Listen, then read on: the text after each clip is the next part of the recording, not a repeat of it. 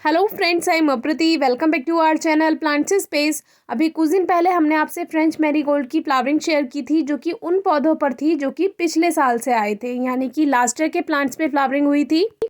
पूरा साल गेंदे के पौधे ऐसे ही रखे रहे, और जबकि जो सर्दियों के पौधे होते हैं उनको आप कितना भी सेव कीजिए, वो बारिश के मौसम में यानी रेनी सीजन में बेकार हो ही जाते हैं। लेकिन ये जो प्लांट थे डॉफ वैरायटी के थे, लेकिन पता नहीं कैसे ये चलते चले गए और ग्रोथ करते चले गए, और आराम से इन्होंने पूरा एक साल बिता दिया।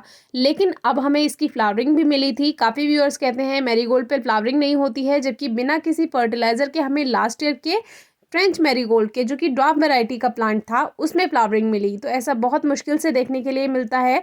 तो फिर भी जो फ्लावरिंग थी वो हमने आपसे शेयर कर दी थी। उसके बाद प्लांट की क्या कंडीशन है आज वही आपसे शेयर करने वाले हैं, क्योंकि ये प्लांट लास्ट ईयर से आए थे, यानी एक साल पूरा हो चुका है। तो अब इनका फ्लावरिंग सीजन स्टार्ट हुआ था, क्योंकि सर्दियों में ही ये फ्लावरिंग करते हैं। तो इन्होंने पूरा जोर लगाकर बहुत अच्छे से फ्लावरिंग हमें दे तो दी, लेकिन प्लांट की एज तो पूरी हो चुकी है, क्योंकि जो मैरीगोल्ड होता है वो एक सीजनल प्लांट होता है। तो अब इन पे फ्लावर्स जो आए थे उनको हमने रहने दिया, और ये सूख कर तैयार हो गए। क्योंकि हमारे यहाँ काफ़ी बंदर हैं, तो हमने इनमें से एक पॉट उठाकर, फर्स्ट वाला जो बड़ा वाला पॉट है उसको उठाकर अपने घर में रख लिया था। तो हम नहीं चाहते थे कि बंदर इन फूलों को नुकसान पहुंचाए, इसीलिए घर में रखा था। एक पॉट को घर में रखा, एक ऊपर ही रखा रहने दिया। तो अब इसमें सीड्स बन चुके हैं, तो यही आपसे शेयर करना था। देखिए, लास्ट ईयर का प्लांट था, फ्लावरिंग भी की, और अब हमें सीड्स बनाकर भी दे दिए हैं।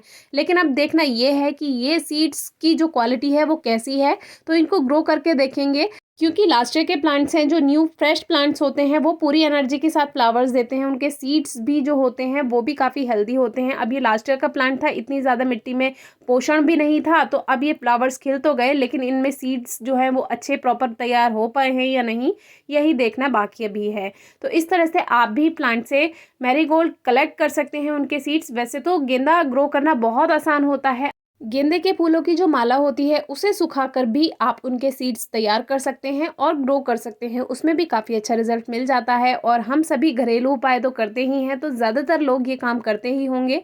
तो अभी इन सीड्स को ग्रो करके देखना है कि ये सीड्स जर्मिनेट होंगे या नहीं। मैरीगोल्ड के सीड्स को हम टिकोमा के ग्रो बैग में ग्रो करने वाले हैं, और कोई स्पेशल सॉइल मिक्सचर तैयार नहीं किया है। ऐसे ही मिट्टी को हल्का किसी भी टूल से, जो कि शार्प टूल हो, कोई नाइफ हो, या कोई आपके पास गार्डनिंग टूल हो, उससे मिट्टी को हटाकर हल्का हल्का इस तरह से सीड्स को बिखेर दीजिए। और इनको हल्का सा ही ढकना है मिट्टी से, क्योंकि ये जो सीड्स होते हैं, अगर आप बिल्कुल इनको मिट्टी से कवर कर देंगे तो थोड़ा जर्मिनेट होने में परेशानी होगी। इसीलिए हल्का हल्का ही सॉइल से कवर करना है, और फिर इसमें वाटरिंग करनी है। सॉइल को ज़्यादा प्रेस नहीं करना है। यहाँ पर देखिए, एक मॉर्निंग ग्लोरी का सीड अपने आप ग्रो हो गया है, जबकि मॉर्निंग ग्लोरी का भी टाइम नहीं है। इसमें एक मॉर्निंग ग्लोरी का प्लांट था जिसमें सीड्स बनने लगे थे, तो इसी का ही एक सीड इसमें गिर गया होगा, और इसको नमी मिलती रही तो जो सीड था वो जर्मिनेट हो गया। तो यहाँ पर एक देखिए सीड पॉट तैयार हुआ भी है, इसी में से ही सीड ये गिरा होगा। तो अपने आप ही ऐसे ही सीड्स ग्रो हो जाते हैं। बस हल्की नमी की ज़रूरत होनी चाहिए, मिलनी चाहिए हल्की नमी। तो अभी इसमें एक ही सीड बचा है, तो इसको अभी हम सेव कर लेंगे। तो फिर से आते हैं मैरीगोल्ड के सीड्स पर। जो गेंदे के बीज हमने ग्रो किए हैं उस पर हल्का हल्का वाटर स्प्रे करेंगे, और हल्की नमी बनाकर रखेंगे, जिससे सीड्स जल्दी जर्मिनेट हों। और ये एक वाटर बॉटल स्प्रे है, जो कि हमारे पास मार्केट वाली भी है, लेकिन हमें यही यूज़ करना पसंद है। तो काफ़ी व्यूअर्स सोचते हैं कि हमें स्प्रे बॉटल तो हमारे पास है नहीं, तो मग से ही वाटरिंग कर देते हैं।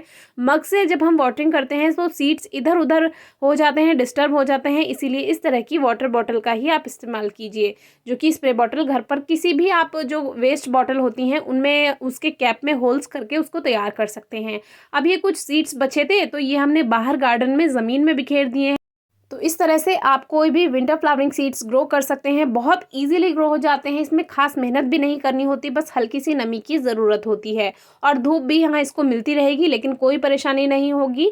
तो काफ़ी व्यूअर्स पूछते हैं कि छाया में रखना है या धूप में रखना है, तो आप छाया में भी रख सकते हैं, सेमी शेड में भी रख सकते हैं। जब आप सीड्स ग्रो करते हैं तो उनको कोई क्वेरी हो तो ज़रूर पूछिए। Thank you.